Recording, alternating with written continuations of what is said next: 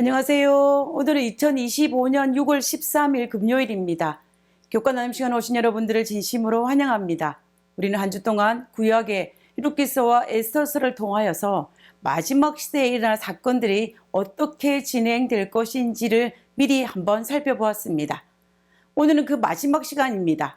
기도드리고 이번 주 마지막 교과 금요일 소재에 대해서 살펴보도록 하겠습니다. 기도하겠습니다.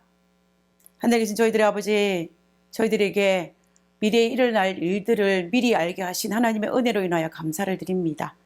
하나님, 말씀을 통하여서 미래에 어떤 일이 일어날 것을 우리에게 미리 알려주셨사오니 우리가 그 일을 잘 믿음으로 준비하고 믿음으로 대비할 수 있도록 오늘 하루의 삶이 아버지와 함께 연결되어지는 삶이 될 수 있도록 도와주시옵소서. 오늘 이 시간에도 또다시 마지막 때에 일어날 사건들을 한번 살펴보기를 원하오니 주님께서 우리에게 지혜를 주시고 또 영성을 주셔서 이 모든 말씀을 밝히 깨달아 알고 우리의 삶에 적용하며 살아가는 저희들 되게 하시옵기를 거룩하신 예수님의 이름으로 기도드렸습니다. 아멘.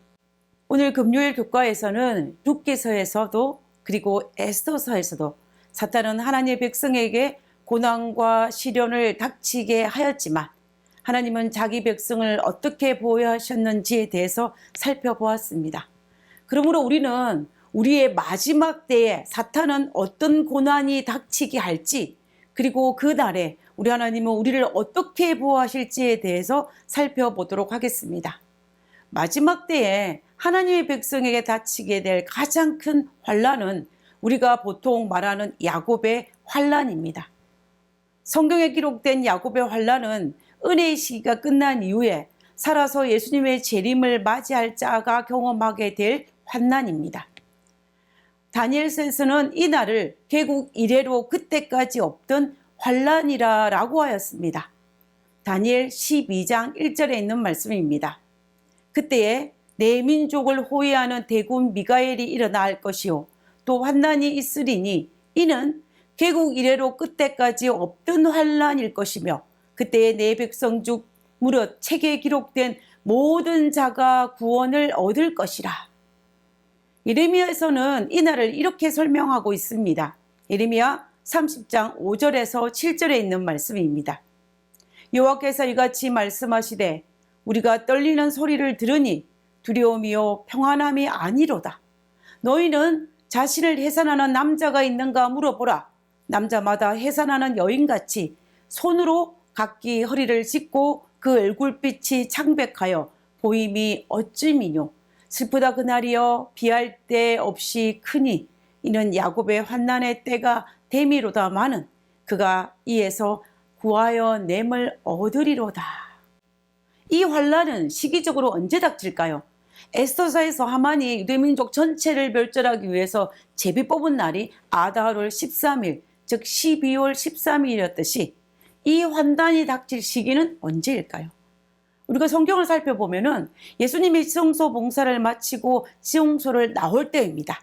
계시록 15장에 기록된 것처럼요. 이 말의 의미는 예수님이 우리를 위해서 지성소에서 재림전 심판과 중보 사역이 끝나고 난 이후입니다. 그 말은 은혜의 시기가 끝났다라는 것입니다.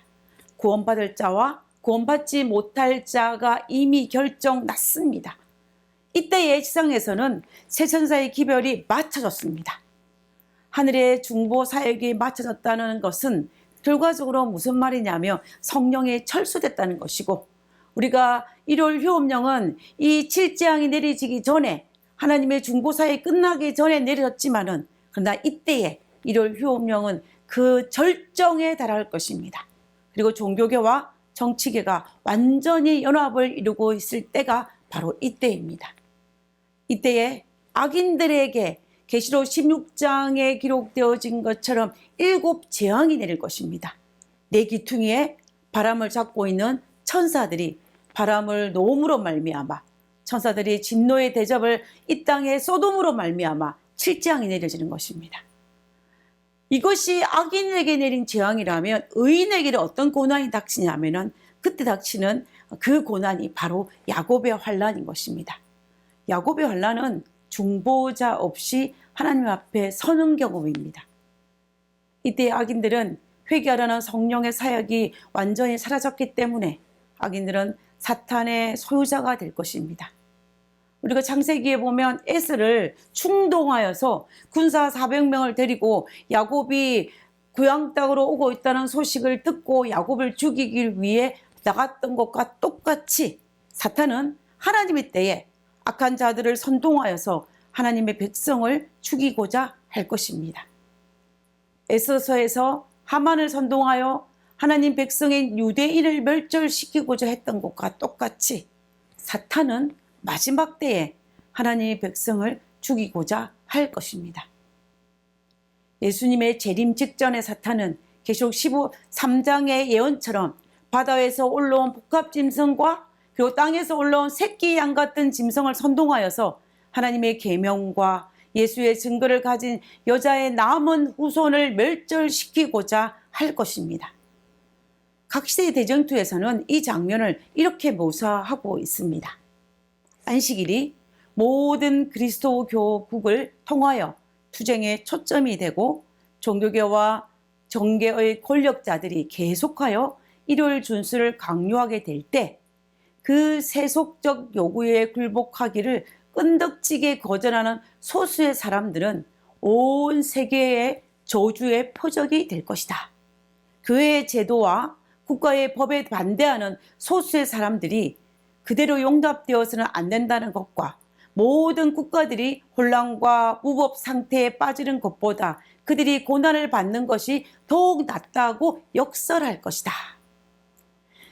재림 직전에 일어날 계시록 16장의 7장으로 말미암아 지구는 완전히 초토화되고 엄청난 재앙이 이 지구에 가득하게 될 것입니다.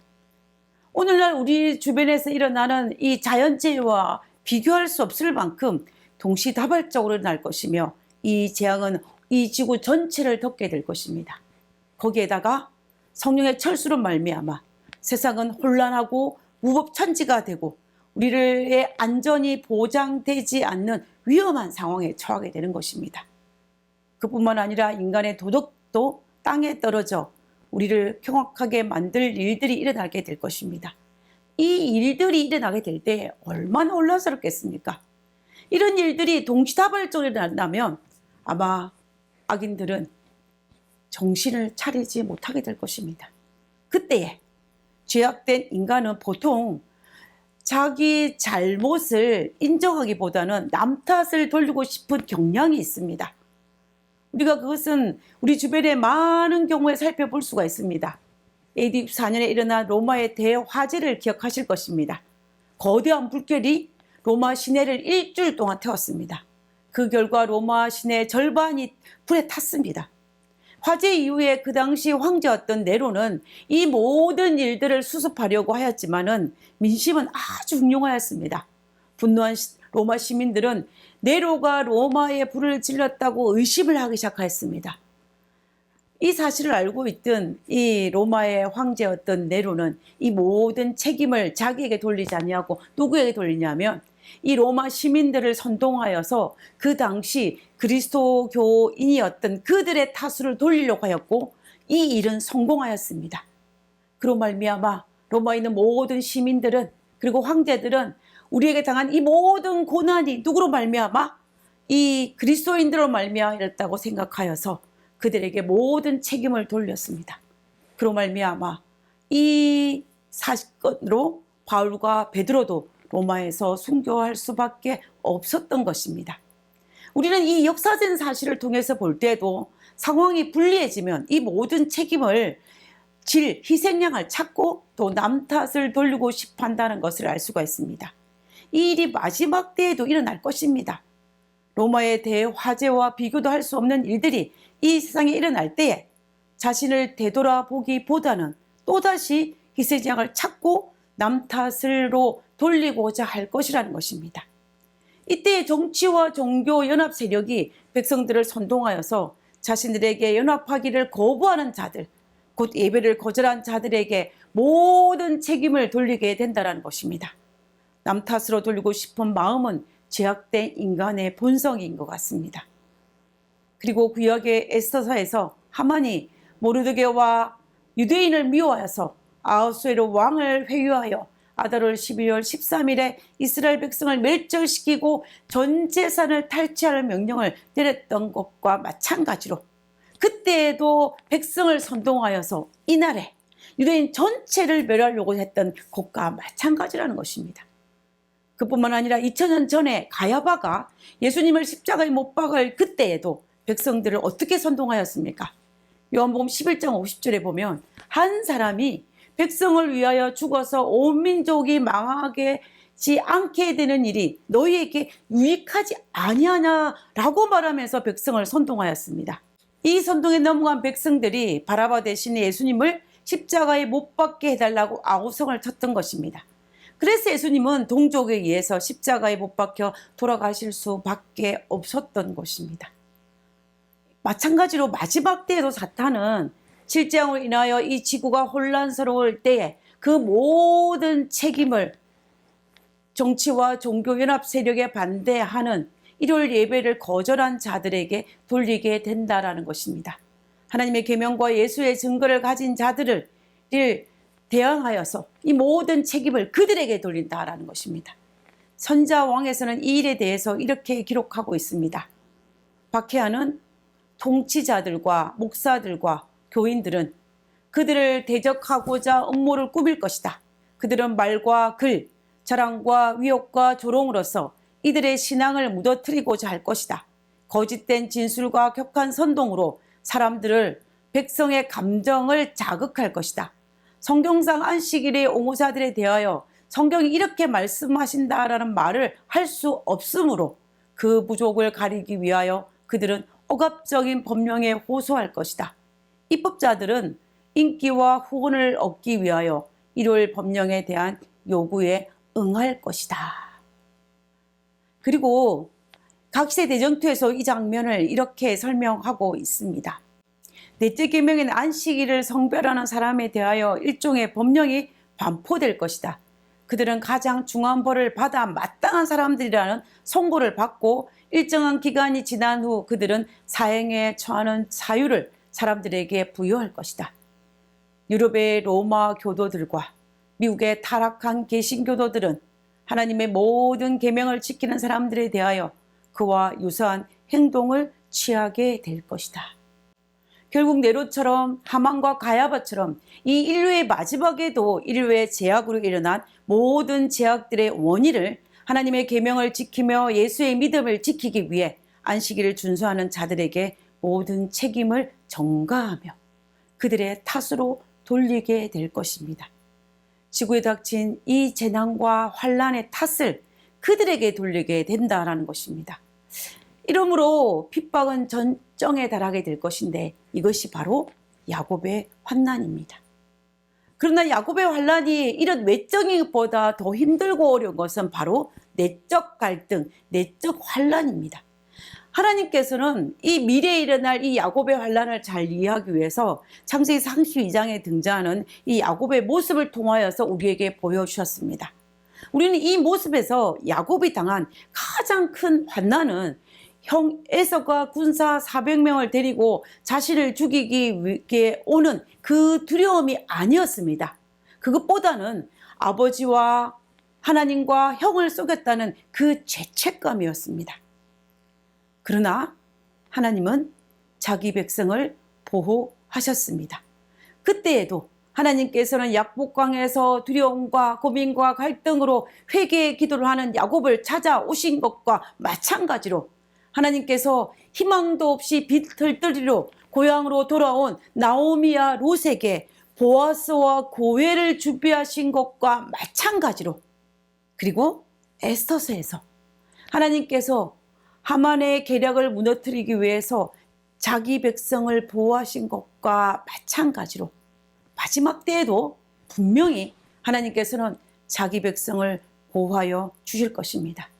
성경의 모든 가르침은 임마누엘의 하나님이고 그리고 하나님은 자기 백성을 보호하여 주신다라는 것입니다. 이사야 43장 2절입니다. 내가 물 가운데로 지날 때에 내가 함께할 것이라. 강을 건널 때에 너를 침몰치 못할 것이며 내가 불 가운데로 행할 때에 타지도 않을 것이요 불꽃이 너를 사르지도 못하리니. 우리는 이 약속의 말씀을 믿으며 오늘도 담대히 살아야겠습니다. 그리고 끝까지 믿음을 지키며 살아야겠습니다. 우리에게 분명히 이 마지막 날에 있을 이 사건은 때로는 우리에게 두려움과 떨림이 있는 것은 사실입니다. 그러나 그럼에도 불구하고 그날은 분명히 환희의 날입니다. 왜냐하면 예수님께서 이 땅에 오시기 바로 직전이기 때문입니다. 그리고 그분이 우리와 함께 하시기 때문입니다. 그러므로 두려워하기보다는 기대감을 가지고 그날을 준비하게 되시기 바랍니다. 우리 모두 그날 하나님의 약속을 믿으며 잘 통과하게 되시기를 바랍니다. 그러기를 바라면서 우리는 이번 주 모든 교과를 마치고자 합니다. 기도하고 마치겠습니다. 하늘에 계신 저희들의 아버지, 우리에게 마지막 때에 어떠한 일이 일어날 것을 알려주심을 인하여 감사합니다. 하나님의 말씀을 묵상하며 하나님의 성품을 날마다 묵상하며 우리가 마지막 그날에 담대히 설 수 있도록 우리가 하나님에 대한 전적인 신뢰와 하나님의 약속에 대한 온전한 믿음을 소유할 수 있도록 주여 도와주시옵소서. 그러므로 우리가 예수님의 재림을 눈으로 확인하고 바라볼 수 있는 그 특권을 우리가 누릴 수 있도록 주여 도와주시옵소서. 우리와 함께 하심을 감사드리오며 우리의 모든 생애가 예수님의 재림을 고대하며 그날의 그 기쁨을 환희 가운데서 준비하는 저희들 되게 하여 주옵기를 간구드리오며 거룩하신 예수님의 이름으로 기도드렸습니다.